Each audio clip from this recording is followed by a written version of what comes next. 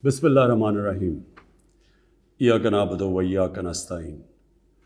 Mr. President, I congratulate you on assuming the presidency of the 76th session of the General Assembly. I also wish to express appreciation for the significant achievements of your predecessor, Volkan Bozkır, who guided the Assembly skillfully under the difficult circumstances imposed by the COVID-19 pandemic. Mr. President, the world is facing triple challenge of the COVID-19, the accompanying economic crisis, and the threats posed by climate change. The virus does not discriminate between nations and people, nor do the catastrophes imposed by uncertain weather patterns. The common threats faced by us today not only expose the fragility of the international system, they also underscore the oneness of humanity. By the grace of Almighty Allah, Pakistan has been successful so far in containing the COVID pandemic. Our collaborated strategy of smart lockdowns helped save lives and livelihoods and kept the economy afloat. Over 15 million families survived through a social protection program of Asas. Mr. President, climate change is one of the primary existential threats that our planet faces today. Pakistan's contribution to global emissions is negligible, yet we are among the 10 most vulnerable countries to the effects of climate change in the world. Being fully aware of our global responsibilities, we have embarked upon game-changing environmental programs. Reforesting Pakistan through our 10 billion tree tsunami, preserving natural habitats, switching to renewable energy, removing pollution from our cities, and adapting to the impacts of climate change. To address the triple crisis of COVID pandemic, economic downturn, and climate emergency, we need a comprehensive strategy that should include, number one, vaccine equity. Everyone, everywhere, must be vaccinated against COVID, and as soon as possible. Two, adequate financing must be made available to developing countries. This can be ensured through comprehensive debt restructuring, expanded ODA, redistribution of unutilized SDRs, and allotment of a greater proportion of SDRs to developing countries. And finally, provision of climate finance. Three, we must adopt clear investment strategies which help alleviate poverty, promote job creation, build sustainable infrastructure, and of course, bridge the digital divide. I propose that the Secretary General convene an SDG summit in 2025 to review and accelerate implementation of sustainable development goals. Mr. President, because of the plunder of the developing world by their corrupt ruling elites, the gap between the rich and the poor countries is increasing at an alarming speed. Through this platform, I've been drawing the world's attention towards the scourge of illicit financial flows from developing countries. The Secretary General's high-level panel of financial accountability, transparency, and integrity, called the FACT-I panel, has calculated that a staggering $7 trillion in stolen assets are parked in financial haven destinations. This organized theft and illegal transfer of assets has profound consequences for the developing nations. It depletes their already meager resources. accentuates the levels of poverty, especially when laundered money puts pressure on the currency and leads to its devaluation. At the current rate, when the FactI panel estimates that $1 trillion every year is taken out of the developing world, there will be a mass exodus of economic migrants towards the richer nations. What the East India Company did to India, the crooked ruling elites are doing to the developing world, plundering the wealth and transferring it to Western capitals and offshore tax havens.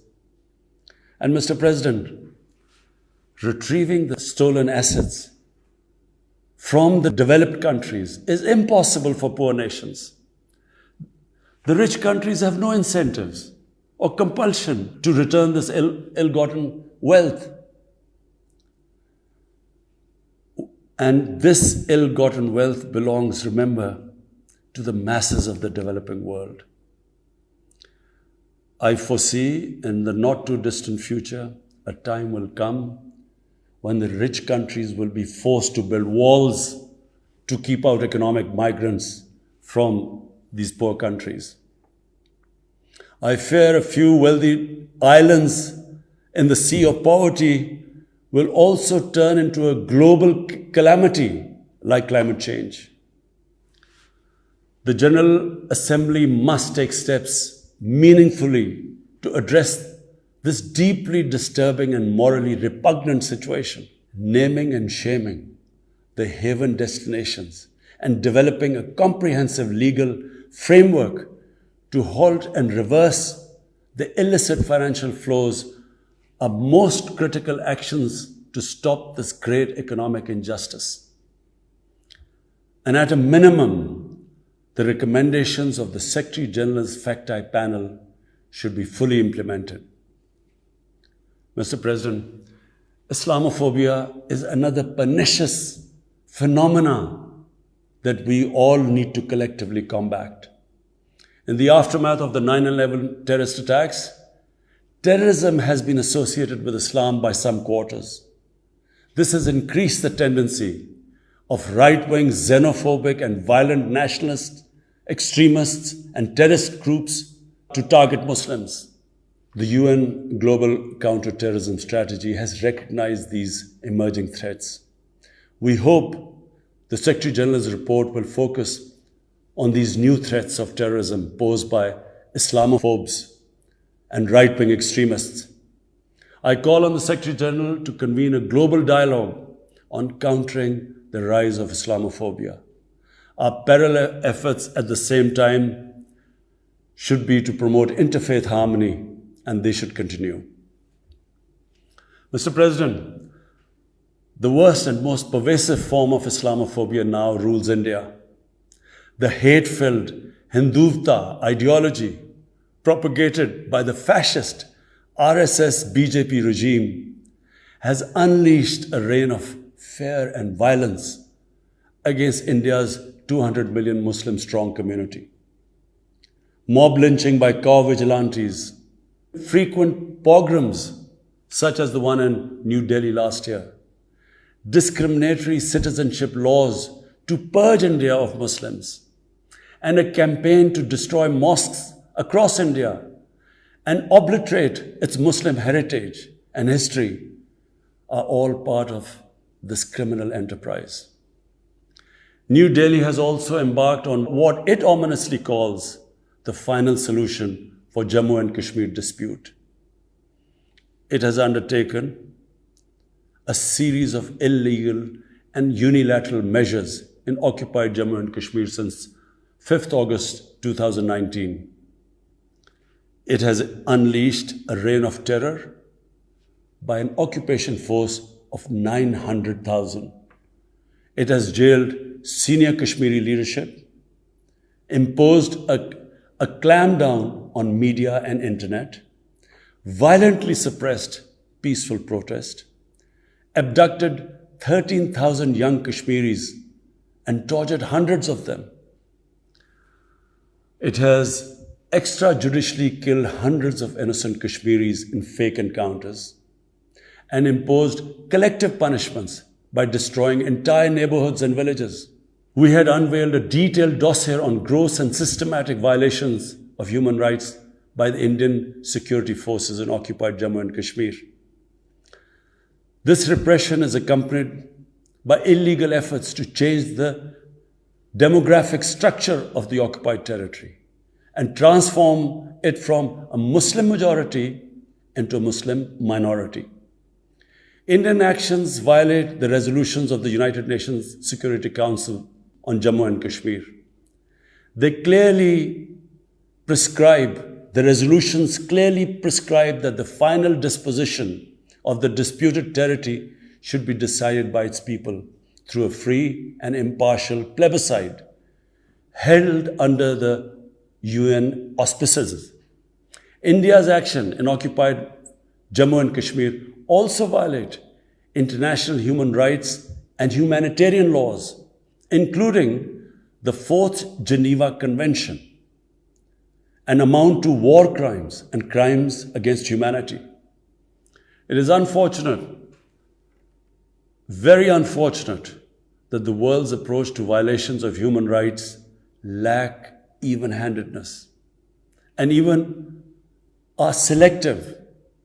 Geopolitical considerations or corporate interests, commercial interests, often compel major powers to overlook the transgressions of their affiliated countries. Such double standards, and the most glaring in case of India, where this RSS BJP regime is being allowed to get away with human rights abuses with complete immunity.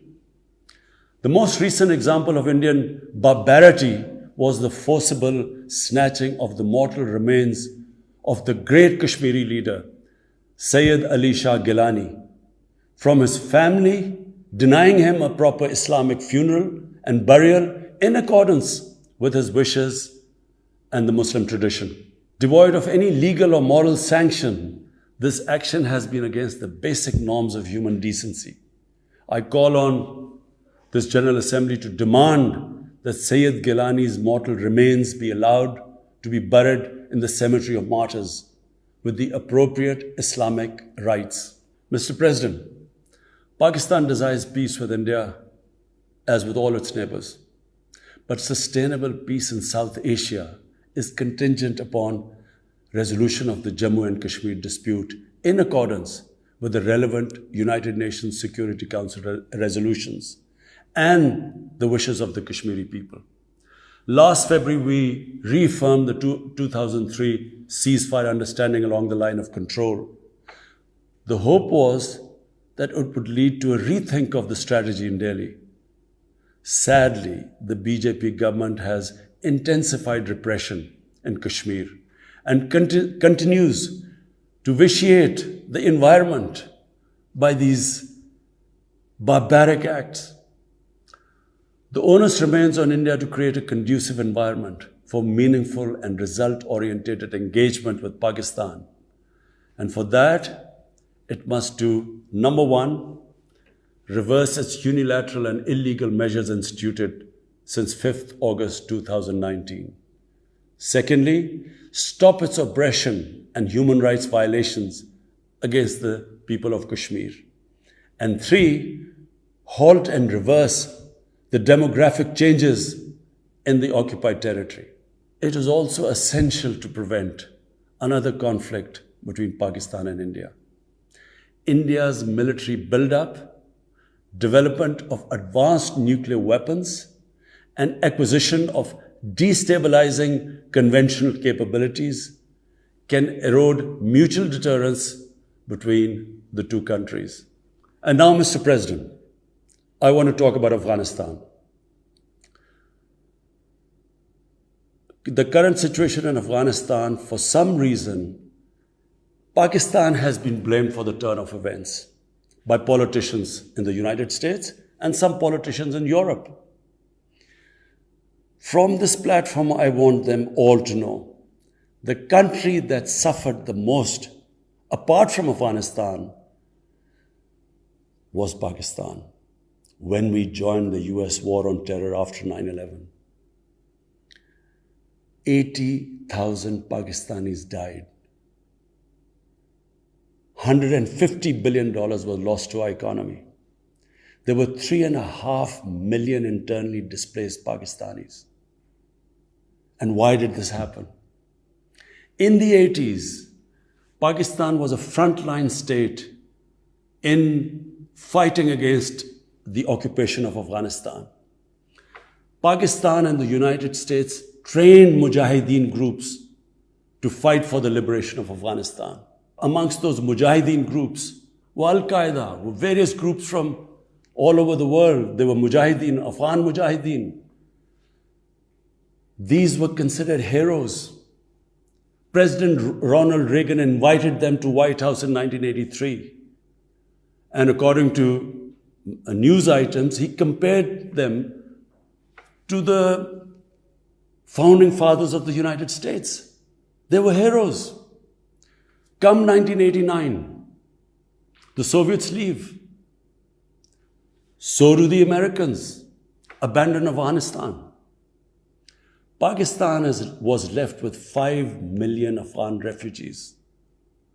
We were left with sectarian militant groups which never existed before. But the worst cut of it was that a year later, Pakistan was sanctioned by the US. We felt used. Fast forward 9/11, Pakistan is needed again by the US because now their US-led coalition is now invading Afghanistan, and it could not happen without Pakistan providing all the logistical support. What happened after that? The same mujahideen that we had trained that fighting foreign occupation was a sacred duty, a holy war, or jihad, they turned against us. We were called collaborators. They declared jihad on us. Then all along the tribal belt bordering Afghanistan, the Pakistan semi-autonomous tribal belt, where no Pakistan army had been since our independence, they had strong sympathies with the Taliban, Afghan Taliban, not because of their religious ideology, but because of Pashtun nationalism, which is very strong. Then there were 3 million Afghan refugees still in Pakistan, all Pashtuns, living in camps, 500,000, the biggest camp, 100,000 camps. They all had affinity and sympathies with the Afghan Taliban. So what happened? They too turned against Pakistan. For the first time, we had militant Taliban in Pakistan. And they too attacked Pakistan government. When our army went in the tribal areas for the first time in our history, whenever an army goes into civilian areas, there's collateral damage. So there was collateral damage, which multiplied the militants to seek revenge. But not just that. The world must know that in Pakistan, there were 480 drone attacks conducted by the US. 480 drone attacks. And we all know that drone attacks are not that precise. They cause more collateral damage than the militants they are targeting. So, who did the people whose relatives were being killed? Who did they seek revenge? Against Pakistan. Between 2004 and 2014, there were 50 different militant groups attacking the state of Pakistan. At one point, people like us were worried that will we survive this? There were bombs going all over Pakistan. Our capital was like a fortress. Had it not been for one of the most disciplined army in the world and one of the best intelligence agencies in the world, I think Pakistan would have gone down. So when we hear this at the end, there's a lot of worry about in the US about taking care of the people who helped them, the interpreters and everyone who helped the US. What about us? The only reason we suffered so much was because we became an ally of the US, of the coalition in the war against Afghanistan, where there were attacks being conducted from Afghan soil into Pakistan. At least there should have been a word of appreciation. But rather than appreciation, imagine how we feel when we are blamed for the turn of events in Afghanistan. After 2006, it became apparent to everyone who understood Afghanistan's history that there would be no military solution in Afghanistan.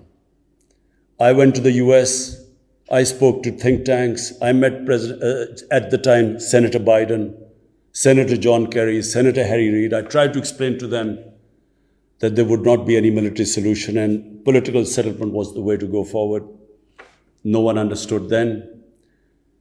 And unfortunately, in trying to force a military solution is where US went wrong. And if today,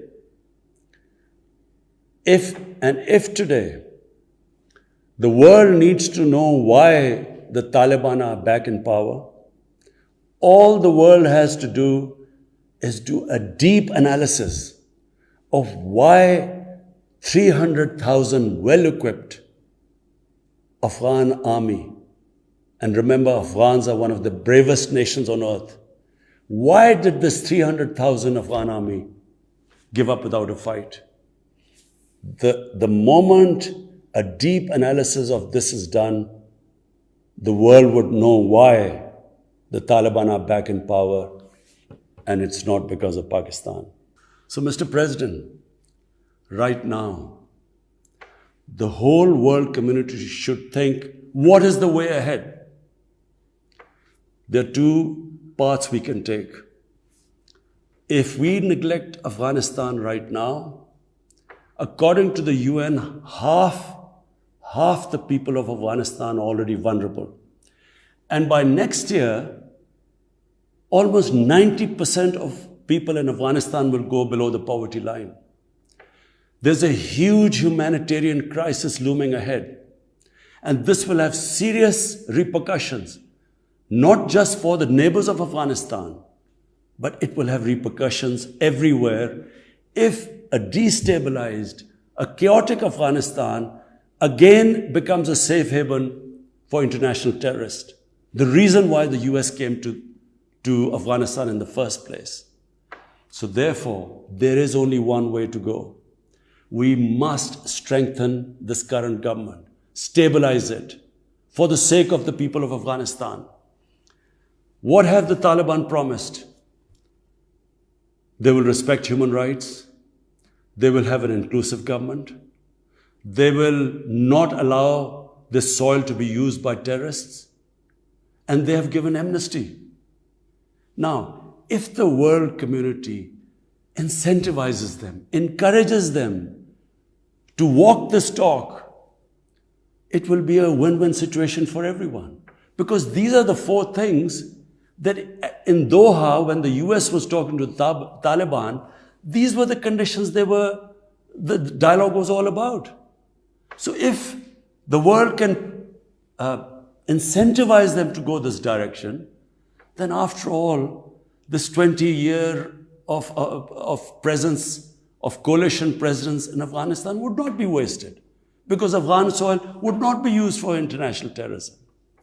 So I end my talk, Mr. President, by urging everyone that this is a critical time for Afghanistan. You cannot waste time.